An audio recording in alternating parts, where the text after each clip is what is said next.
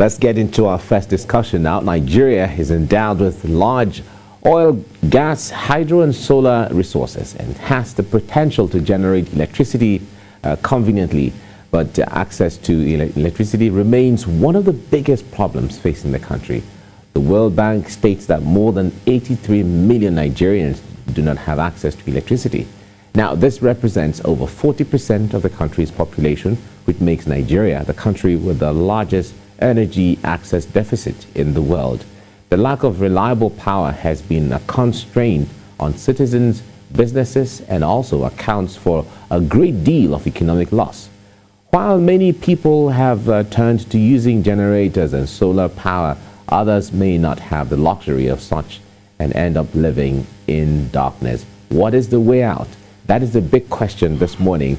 And joining me in the studio to discuss this and make sense of all of this is the Executive Director, Research and Advocacy Association of the Nigerian Electricity Distributors, Sunday Odunton. Sunday, good morning. It's good to see you. Good morning. It's quite a while, though. Yes. All right. Now, when it comes to Nigeria and Nigerians and not having electricity, I believe you are very familiar with some of these things. But make us understand, because at different times there were promises made to Nigerians as to, okay, with this policy, everybody's supposed to have light, either tariff policy or metering policy or whatever policy as the case may be. But here we still are. In fact, it looks like comparatively things are even worse than they used to be in so many places. What's going on? Well, it is true that the privatization took place on the 1st of November 2013, and we are, by that process, that journey of that privatization, it was indeed a journey that we knew was going to take a long time. We are not where we are supposed to be as of now, looking back, and it is still a question of us as a nation not having enough, not producing enough electricity, not generating enough.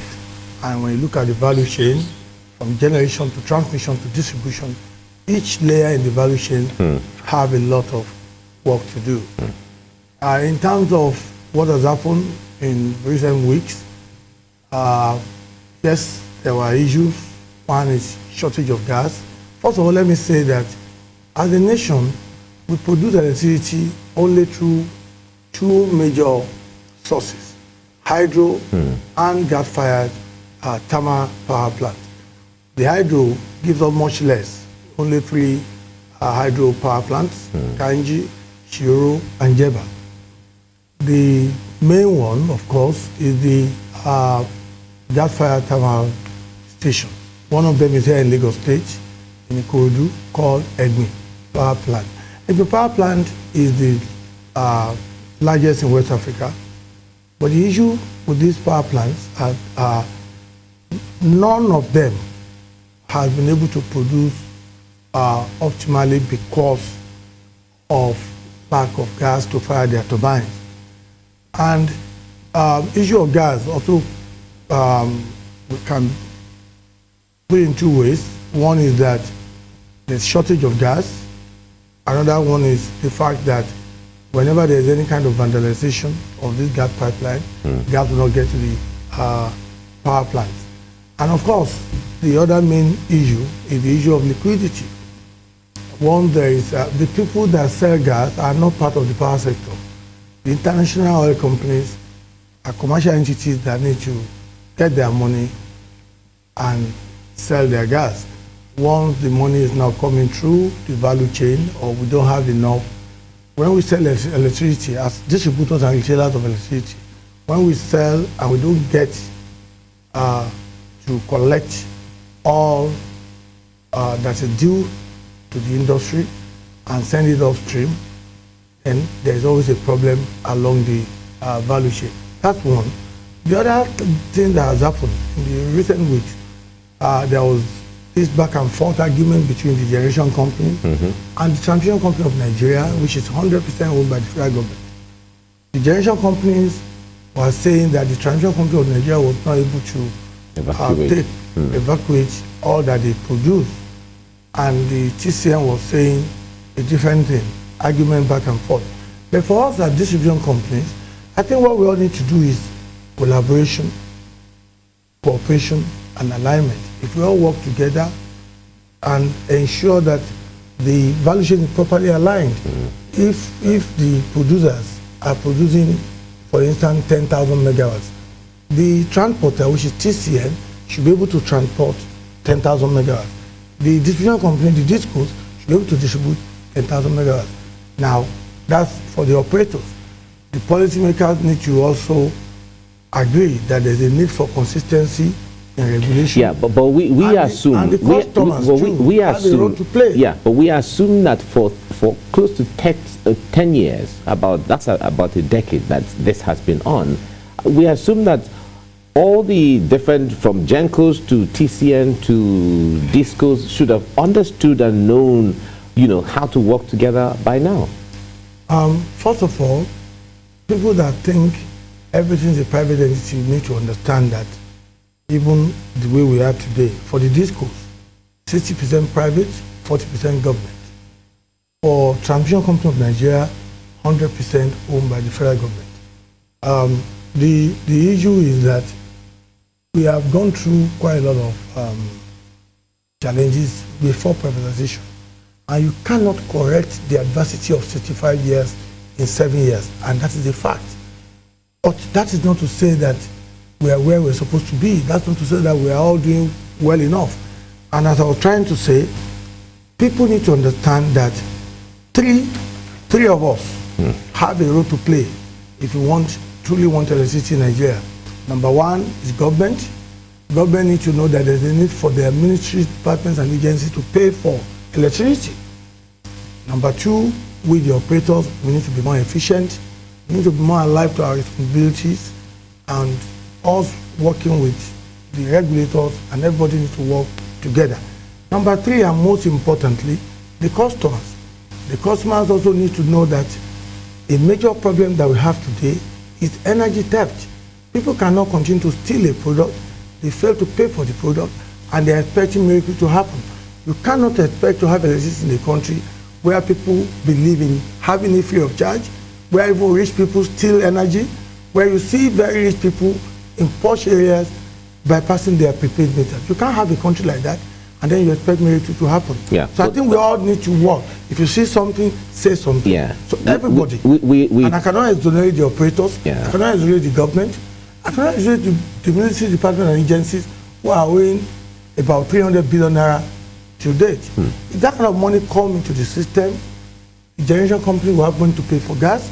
The transmission company will have enough to be able to expand the grid and do a lot of work. Because to be honest with you, what we have is not something that we can say we are very proud of. All right. Now, of course, everything you have said, every Nigerian will understand and agree with you. However, the point is, when we make reference or cite instances about the Western countries, how things are working, how things are okay, how things are, we cite all of those instances, comparing them to ourselves in here. Now, the place of the regulatory agencies and all of those frameworks is even more crucial and more important.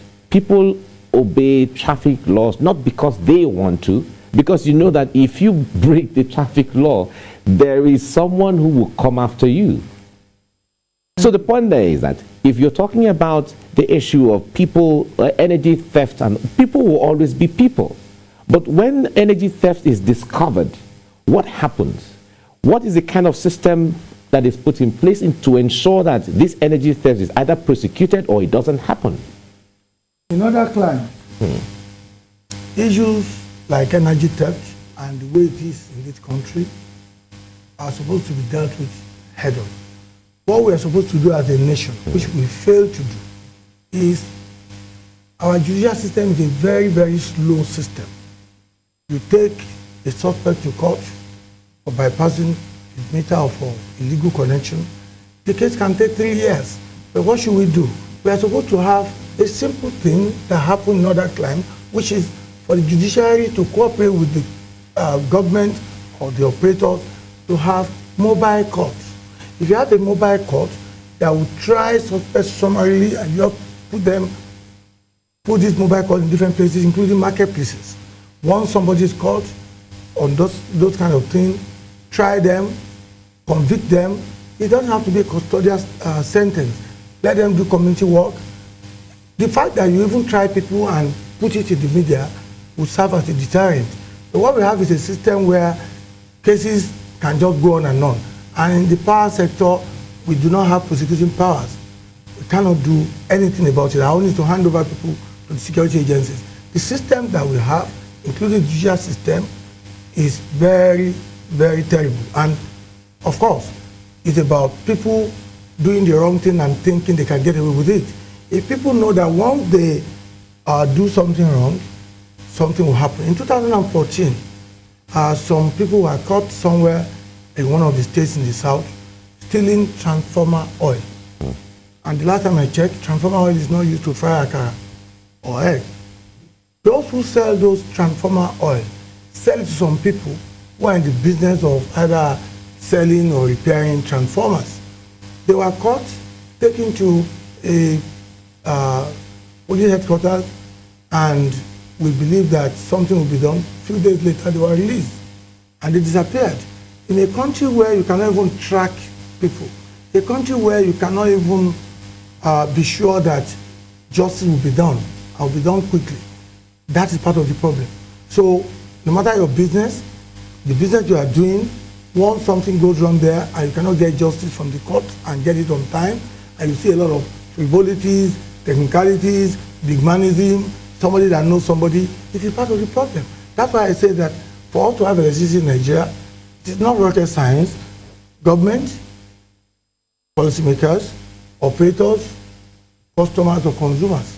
Because if everybody don't play their role, if I bring, if there is light and the generation company they have produced so much, the generation company is will it to me as a distributor, and I take it to your neighborhood.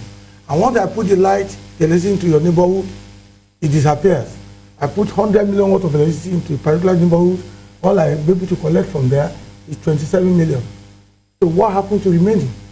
Those receivables are part of the problem that's making it impossible for me to pay those who produce it, those who transported it, and the people that sold gas to us. If you don't pay them, then they can't do more. You cannot invest in any system where you cannot recover your cost. It is all about cost recovery. All right. It's all about people knowing that they need to pay for energy. And it's all about landing costs and pricing. Efficiency linked to pricing. All right. Now, the point there is people paying for what they consume. Of course, an average Nigerian wouldn't know if they have not studied or they don't work with PHCN or any of these companies. They don't know how these things work. Theirs is they are paying for this. Give us a meter that measures what I consume, and then I can pay. So the point there is that when a lot of people are still complaining of applying for meters, they have not gotten them, and then sometimes we hear from people we've interviewed a lot of people who say you apply for a meter 1 year, you're still waiting for it. That was in the olden days. Okay. I can confirm this is April 2022. The process of getting the meter is now very seamless. Let me put it this way. There are two schemes for metering. I know that Nigerians want things free of charge. One is free, which is National Mass Metering Program, which is a good thing being done by the current federal government. And in the absence of that, if that has not gotten to your area, or you cannot wait for that, the other option is for you to go through what we call Meter Asset Provider, MAP. Go to your nearest disco, fill a form. It's like the disco standing between you and the meter manufacturer to specially give Mike a meter in your house, and you pay for it. And once you apply, in some cases like Ikeja Electric here or Eko, you apply online. Once you apply, they will then check your premises to do what they call technical evaluation to know whether you require a single-phase meter or three-phase meter. Once they do that, they will now give you a MAP ID. Once they give the ID, they tell you to go and pay in the bank. Once you pay, you will be metered within 15 days. In most cases, under 10 days. Those meters are available through those meter manufacturers. But because people want it to be free of charge, just give me meter, and of course people say we can't get meters. That is not the case now. So what you're saying, side by side. So what you're saying now is there are adequate electricity meters for Nigerians, right? For those who want to have it urgently, who can procure it through us from the meter manufacturers, yes, as of today, they are available. If they can pay for it. Yes. When you say if they can pay for it, oh, yes. Is the cost so exorbitant that no, it requires someone who is who should have some level of wherewithal? Most expensive, just it's over 116,000 naira.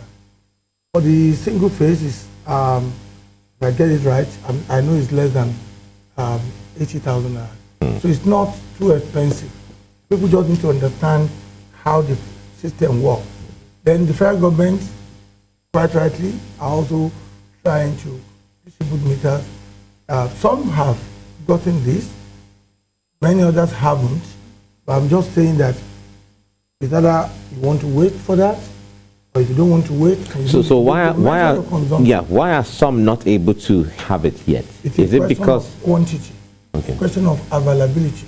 A question of the method used by the federal government was a good one, which is that they didn't want those meters to just be imported from outside the country. They wanted to create jobs by empowering the local meter manufacturers. And these time, meters are not produced off the shelf. It's not like mobile phone that you can just pick up on the shelf. It takes time, and when you look at the metering gap, the number of meters that we need in the country, over 10 million. You cannot produce 10 million meters in 2 months. It's not possible, not even in 6 months. That technology is not just possible to do it like that. But the point I'm making is that because we have 2 different schemes that will allow you to have it if you need it urgently, it's a good idea to go for that. All right, let's talk about issues of grid collapse. This has been, on the news where we had about 3 grid collapse, in fact 4 grid collapses within like a month or 2 months, as the case may be. Within this year, there's been several grid collapses already. What's going on? Well, I think the question is better put to a federal government entity called TCN, Transmission Company. Like I said, TCN is 100% owned by the federal government. Is TCN the weakest link? It is. On the chain? It is. But as distributors, we are not in the business of passing the buck or blaming others or this blame game that's going on. In the last 5 weeks, there have been different arguments between the TCN and the generation companies, which is the producers and the transporter. The producer will say, I can produce a lot, the transporter cannot will it to the distributor. The transporter will say, no, you are not producing enough. When you don't give me enough, it weakens my system and the system will collapse. Because the system needs to have a certain level of electricity for it to be stabilized. But one fact is that Nigerian transmission grid is radial in nature. That is, it goes straight. In other climes, the transmission grid is supposed to have loops, so that if anything is going to happen, as you are going straight, you can turn this way or that way. That's one. Then the Nigerian grid requires technology for monitoring. There's an equipment called SCADA. I'm aware now that they're working towards procuring that, which will enable them to be able to monitor this transmission grid live. What used to happen in the past is not a good thing at all, where somebody would sit at the National Control Center in Osogbo and have to pick up the phone to speak to somebody in Maiduguri or somebody in Sokoto or Parakot. Whereas you should be able to sit down in front of a screen and monitor what is going on from a dashboard. Deal with it. But I know efforts have been made now by the federal government through the CBN to address so many issues. But this thing has not happened. I'm just appealing to Nigerians to be patient, because the federal government, all the stakeholders, the regulators, they are working very hard to ensure that this problem is solved. We cannot continue to come here and give excuses, but we are asking Nigerians to please be patient, because I know things will get better. All right. Well, this is the message to Nigerians since the last 10 years, but we really hope that Nigerians will see that things being better in the area of electricity. Yes. Sunday, thank you. Sunday Oduton, thank you so much for coming on the program. Thank you. Thank you very much. Great.